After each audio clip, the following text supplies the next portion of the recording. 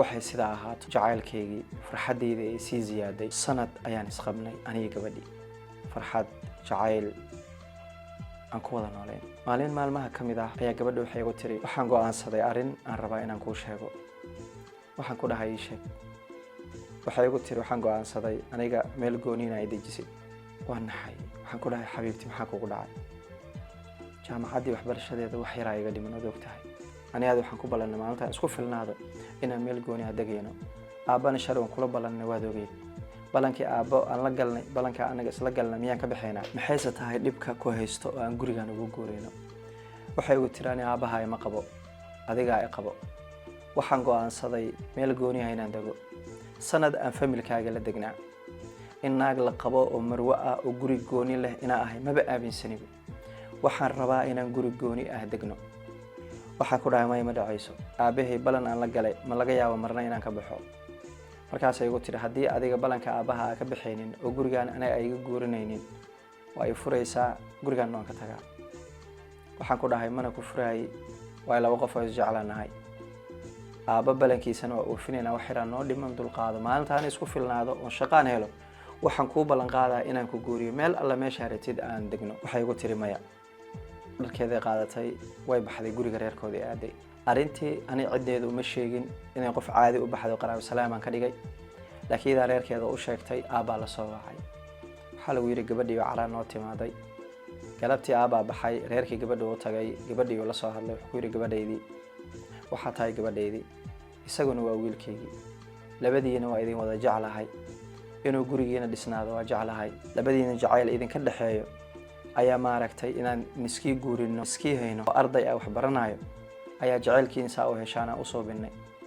maxay tahay shaydaanka idinku dhex jiro markaasay si toos aaba waxay ku tiri aniga go'aan waxaan gaaray in guri gooni ah la dejiyo oo aan naag marwo ah guri gooni degan aan noqdo isagana wuxuu igu yidhi aniga aabahay aan balanka qaaday marna lagama yaabo balanka aabahay aan ka qaaday inaan buriyo saas daraaddeeda aan guriga ugu soo tagay aniguna iskay fulaan rabaa markaasuu aabba wuxuu ku yidhi gabadhayda isdeji waxaa jeceshaa lagu suubnaa soo ma jeclid inaad meel gooni degtid aniga kuu ballan qaaday meel alla meesha rabtid waad degaysaa intaas le sooma haye ku tiri intaa keliya waayo ku dhahay anaa kaa ballan qaada meel alla meesha rabtid gurigaa rabtid aad degaysaa aabbaa yimid wuxuu igu yidhi wiilkayga waad qaldan tahay gabadhaan hadday ku dhahday aniga meel gooniyaan rabaa waxay ahayd aabba inaa ii imaato oo arrinta ii sheegto waxaan ku dhahay aabba anigood og tahay shalay ballankii aan kaa qaaday ayaan doonayay inaan oofiyo jaamacaddeeda wax yaraa ka dhiman inay ii dulqaadata ayaan rabay markaasuu yidhi aabba macaan iska daa go'aankeeda waa mid loo dhabaynayo meel gooni ah dega aniga ku garab taagan waadna mahadsan tahay sidaa ballankeyga ugu taagan tahay laakiin gurigaaga inuu burburo aabba macaan ma rabo waayahay ayaan ku dhahay aabe ugu dambeyntii guri ayay soo kiraysatay halkii ayaan degnay anigu waxbarashadeedii iyo jaamacaddeedii ayaan waday iyadana waxbarashadeedii iyo jaamacaddeeda ayay waday imtixaanka markaan galayno xaqiiqdii aniga saaxiibkay gurigeygan wax ku diyaarsan jirnay halkaasaan wax ka wada cuni jirnay walaalkii ayuu ahaa saaxiibkii ayuu ahaa xaqiiqdii dadka magaalada meel walba aan marayno yaraanteena waxaana leehi jiray mataani dadka waan ku wada gooban jirnay walaalahay ila dhashay xaqiiqdii isagaan ka jeclaa dadka nagu cusub aan baranayno ma dhihi jirin saaxiibkay waayo walaalkay waayo aan dhihi jiray waxaa dhacday maalin maalmaha ka mid ah anagoo jaamacadda ku jirno oo xiisadda gabagaba tahay ayaa saaxiibkii caloosha laga qabtay wuxuu igu yidhi saaxiib buwaagtaan iyo moobeelkaan yahay masquulaan aadaa waayahan ku dhahay saaxiibkay masquushu iska aad waxaan ahayn laba qof oo saaxiib ah aad isugu kalsoon isagoo masquusha ku maqan ayaa galaaskiina laga fasaxay anigu waan baxay meel Virginia oo jaamacadda ku taalay ayaan u fadhiistaan ku sugayay sida moobeelkiisa kaga daawanayay ayaan waxaan arkay sawirka xaaskayga dhinaca baar kadib markaan waday waxaan arkay xaaskayga iyo saaxiibkay sawir isla galeen oo aniga aan ogeyn oo qolka fadhigeygana ah runtii aadaan u yaabay waa siisan waayay waan waday dhowr xabaan arkay oo anigana aan ogeyn runtii arrintaa waxay ugu noqotay arrin mucjiso ah sidee ku dhacday oo xaaskaaga iyo saaxiibkaaga ay sawir ku galeen halkee jirtay su'aalina isweydiiyo ayaan bilaabay sawiradii ayaan waxaan ka tuurtay saaxiibkay telefoonkiisa waan ka tirtiray wuu yimid waxba ma aanan u muujinin waan wada baxnay xaafadeydaan tagnay xaafadeyda qadan oo laga diyaariyay xaafadaa tagnay qadadii markay keentay xaaskayga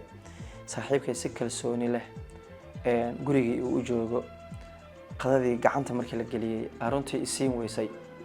saaxiibkay waxyaabaha aniga aan ogeyn uu suubinayo iyo maaragtay anigu sidaan walaal ugu dhigtay yaraantii iyo dhibaatadii aan isla soo marnay iyo maantay sabir xaaskayga uu la galay aanan ogeyn oo qolkayga fadhigana uu yahay raashinkii way igu socon waayay inuu i dareemay uu yidhi saaxiib maxaa dhacay markaasaan ku dhahay saaxiib calooshii adiga jaamacadda markaa joogtay lagaa qabtay aan layga hayaa wax ma cuni kari inteen wax ka cunaa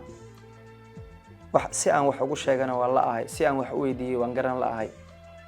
waan iska aamusay wuu qadiyey cabaaro ila joogay wuu baxay habeenkii markii la gaaray xaaskay waxaan ku dhahay waxaan ku weydiinayaa su'aal si sax ah iga jawaab waayahay igu tiri markaasaa waxaan ku dhahay intaan aniga adi xiriirka leenahay ee intaan isqabno ma jiraa waxaanan aniga ogeyn oo adiga soo bisay waxay igu tiri maya mana noqonayso wax suuragal ah way iska day wax kale haddaan banaanka u baxay qofkan u sheegaa tahay markaasay igu tiri maantay oo aan xaaskaaga ha iska daa shalay markaan xiriirka lahayn markaan suuqa aaday xataa waan kuu sheegi jiray waxaadan ogeyn weligayga ma soo binin markaasaa waxaa ku dhahay ma laga yaabaa adiga aniga inaa iqiyaanto ama iqiyaantay markaasay igu tiri maxaa waxaa ku hadlaysid sideen adiga ku qiyaanaa adigu jacaylkaygaa tahay adigu ninkaygaa tahay ma awoodaba inaan adiga ku qiyaano waayo adiga haddaan ku qiyaano waxay u dhigan tahay inaan nafteyda qiyaanay ma awoodo nafteyda inaan qiyaano adiguna nafteydaa tahay markaasaa waxaan tusay sawiradii iidii saaxiibkii isla galeen oo aanan qurux badnayn waxaan ku dhahay fiiri sawiradan ma wax la isu keenaa mise waa adigii saaxiibkay hadal ay ku hadasho ayay garan weysay indhahay miliq ka siisay waxaan ku dhahay ma qurux badan tahay sidaan labadii qof oo dadka aan ugu aaminay waxaan ka dhigtay walaalkay saaxiibtinimo way soo gudubtay cid walbo aan barayo waa walaalkay ayaan ku dhahaa adiguna waxaa tahay dhammaan gabdhihii aan shukaansan jiray xiriirka aan la lahaa qofka aan u gooyay maanta anigoo ilaahay afar iid baneeyay laakiin aniga noloshayda adigaan kugu soo koobay labadii qofood aan dadka ugu soo dhaweystay miyaa aniga iqiyaanayo waxay ku hadasho ayay weysay su'aalan ku weydiinayaa su'aashaas haddaad si sax uga jawaabto runtii wax wanaagsan aan dhici doono laakiin haddii aad i inkirto xaqiiqdii wax xun dhacayo waxaan ku dhahay sawiradan goormaa gasheen markaa gelayseen aniga halkeen jiray